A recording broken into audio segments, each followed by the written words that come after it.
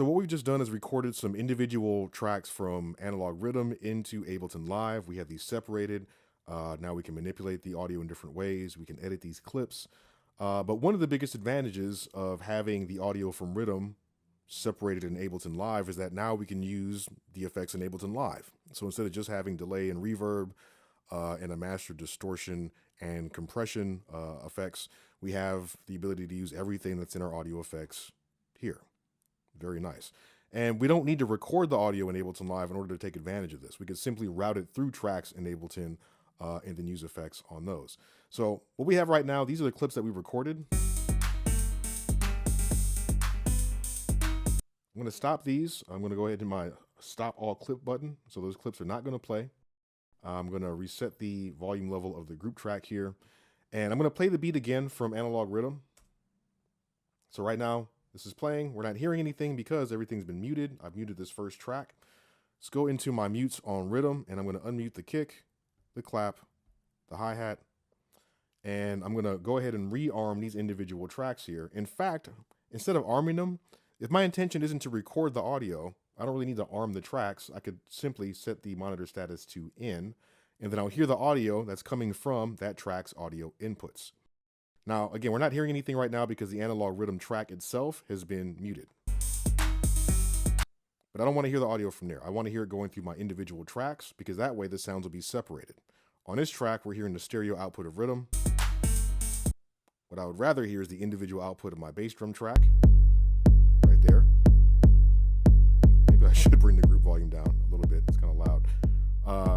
I'll hit the monitor status for in on my clap track. I'll do the same thing for my hats.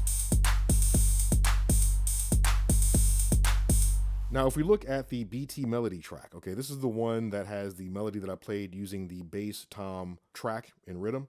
If I play this again, if I was to set the monitor status to in on this track, we're not getting anything. The reason why is because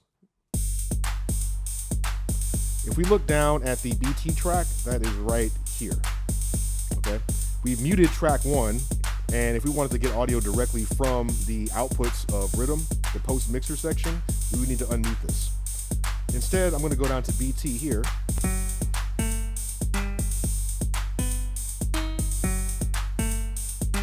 And there's the sound, but what's missing? We had delay on there. We had a little bit of reverb too. Since I'm grabbing the audio directly from the track, we're not getting the output of the effects. Remember, like I told you before, the effects go through the stereo output, the main left and right. And I don't have a track set up to record the main left and right now. So I'm not going to get that effect from the Analog Rhythm.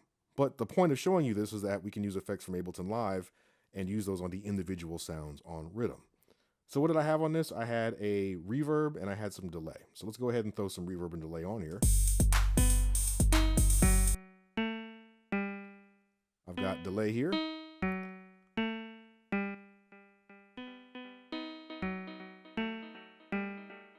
So I'm throwing it right on the track as an insert effect. I don't want it to be too wet.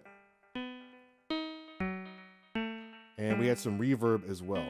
Generally, this would be better to put on a send, but I really just want to demonstrate how we can put it directly on the track. Again, make it a little bit less wet. Add some stereo width, maybe some longer decay time.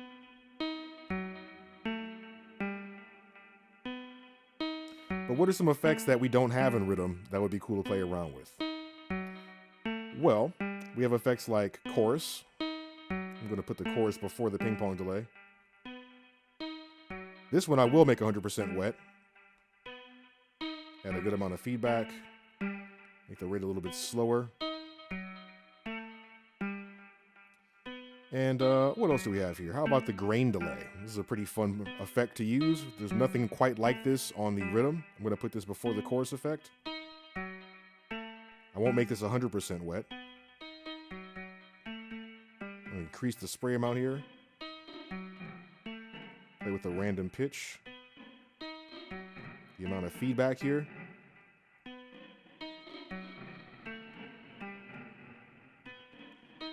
And again, the point is just to show that once we get the individual sounds into Ableton Live, we have that many more ways to manipulate and affect them.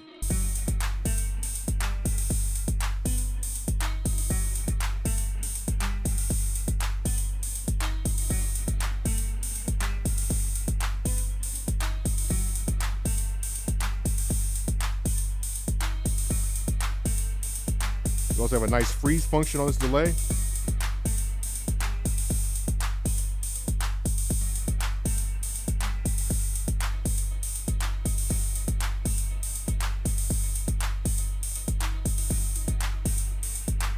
So just one example of how we can take advantage of what this combination truly offers us.